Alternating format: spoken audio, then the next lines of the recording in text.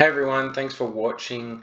I'm just going to do a bit of a run through on the RF11iQ portal that we have created, which will allow you to control multiple RF11iQs. It'll allow you to set up users, which you can give access to different RF11iQs and everything that goes with that. So the website address is rf11iq.com.au. If you hit that, you'll come to this main page here. Here you'll see two buttons. So if you've never used it before, obviously you're going to have to go in and register. Click on that. As you can see, very simple form. Name, company name, username, an email address, and then you set your passwords. Once you've done that, you'll get an email from the website that'll say, yep, you're ready to go. And then from there, you simply log in with your username or email and your password, and that'll bring you to the main remote manager page. Now from there you can get into the dashboard, which will allow you to control RF11iQs. You can go to adding users, which will allow you to put people under your login, and then from there, using manage users, you'll be able to go through and give them access to any or all of the RF11iQs that you save under your master profile. First thing I'm going to run through is basic operation of it, i.e. controlling of an RF11iQ. So if you want to do that, you go View Dashboard. Okay, now you can see I already had an address in here. That's actually come up, so that's one I have set up at home, and I can remotely access that. So I've set up port forwarding, and I can actually get into it externally from my home network.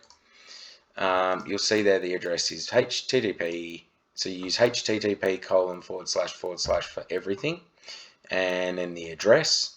Okay, so be it numerical, or in the case of like the one we have in the office, the address is rf11iq.4technologies.com.au :8090, which means port 8090. So you hit that in there, you press enter, then it's going to ask you for the login details to the unit. Now, default for the RF11iQ, username admin, password is Thor RF11, all in capital letters. Press login, you can see it says connecting and now connected. Now for operation, it's as simple as a click. So you click on port 1. Now that's going to take a minute because port 1 has an auto restart feature, which means if the unit loses power or you turn the port off, 20 seconds later it will automatically fire back up. This is so if you have a modem connected to it, for example. Obviously when you switch the power off to the modem, you're going to lose connection to the unit, but with an auto power up, then the network will reconnect and you will be able to regain access to the unit which you were controlling. Then ports 2 through 8 are simply on off. So if we click like port 2, you see you get the orange ring, and then it's going to go to white with a current draw over the top. You know that something's plugged into it and it's drawing a decent amount of current. Press it again and it goes off. Same with all the other ports. That's the basic operation. Now let's say you're managing a few RF11iQs and you want to save them so you don't have to keep keying the address in up here every time. What you would do is go to Remote Manager. Okay, so you come back to here and then you hover over the Remote Manager and you go to Add Server. Okay, so let's say we call this the office and the address is HTTP. That's the one, it's come up. Okay, now this is so you can actually name the outlets. So let's say you want to name the first port modem, the second port computer, NAS, monitor, etc, etc. Okay, so then when we hit add, it's going to bring you back to this, well, it's going to bring you to this page, and you can see here that we've got the unit address in there and the name of the unit here, which is office. And then from here, if you want to go in and make any changes to that, you click on the green edit button and it'll bring you in here. If you need to change the address or you wish to change the naming of the ports, then you just press edit, you go back, and you're back on this screen. This button here will of course delete the unit like that. So if we click that, now it's gone. So let's say we add server. We're going to add a couple of servers. Okay, so we'll add the office. That's the address, and then we'll just name a few ports just to computer, monitor, and NAS. Okay, we're going to go add. Right, now let's add another server. So we'll use the one that I had set up at home. So home office. Okay, now the address for that is missed the forward slashes. 220.245.255.170 /1024. And we're just going to name the port something arbitrary just to give you an idea. Okay, and we'll hit add. So now we have two servers, right? So now if we want to go to, we'll go back to the remote manager. Okay, so let's say we're in the dashboard, and right now we're on the office one. Let's say we want to manage my one at home. We see home office there.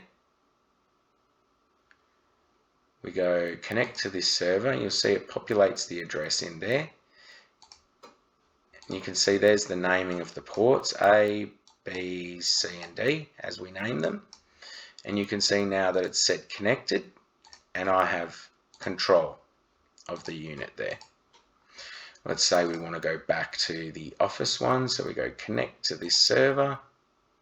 You see I'm connected to the office.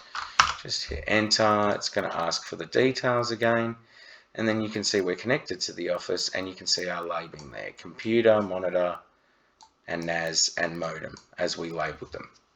So that is the basic operation of the unit. Now let's say you want to take that a step further. Let's say you have people that you want to give access to the units. So if we come to the remote manager here, okay, let's say we add a user. Now the form is very simple to add a user: name, email, and description. So I've already set one up to simplify this process a bit, but it's very simple. You put their name and their email and a little description, you hit submit, then that person is going to get an email sent to that email address, which then asks them to set a password. Then once they've set a password, they can gain access, right? So now we've set up a user. Now we want to go to manage users. You can see I set up a user named John there before. So this first button here is for editing the user. See, John and John test. Okay, what you can't edit is their email because it's a unique ID. So if you need to set someone up with a new email, you basically either need to delete their current user and redo it with the correct email, or set up a completely new user. So we go back here. So that's your edit. Sorry, and then just to show you, we just hit update or delete user depending on what you wanted to do. Okay, so now we've got add server. So now if you click add server, you can see the two servers that we saved under my list. So let's say I want to give Shane office of the control of the office only. Okay, you would hit add.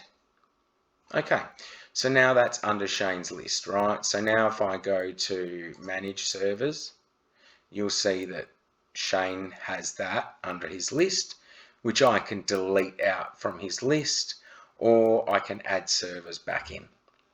Right, and then the last one there is delete user. That is just to simply completely delete John. If he moves or he changes email or whatever, you need to get rid of that user. That's how you do it. Now we're going to log out, and I'm going to show you what it looks like when you log in as the user. So we log out here. Now we go log in. So now let's use John, and his password is 1234. And you can see now we're logged in. So John doesn't have access to the remote manager. Any of the users you set up don't have access to the remote manager. All they can do is simply control the RF11iQs that you give them access to. So all they have is the dashboard. You go straight into the dashboard. So they could load an address. They can manually use it to access any RF11iQ. Or if you want to manage servers, you'll see that in John's list, all he has access to is the office. So if we click on that, you'll see that, yep, you hit enter. So you're going to need to put the password and details in fresh for John. Admin and Thor RF11. You'll see we've logged in and now we're in the office. And what you labeled the ports are as what John sees them at. So you've got computer, monitor, modem, and NAS as we labeled them. And from there, John has access to control. And that is simple as it gets. If you have any more questions, you can contact us directly. Happy to run you through it. And we will have these videos up online, and watch our YouTube channel as we're constantly putting new videos up there. And then if anything comes up, we'll create a new video for it if there's anything that needs to be shown. Thanks guys, cheers for watching.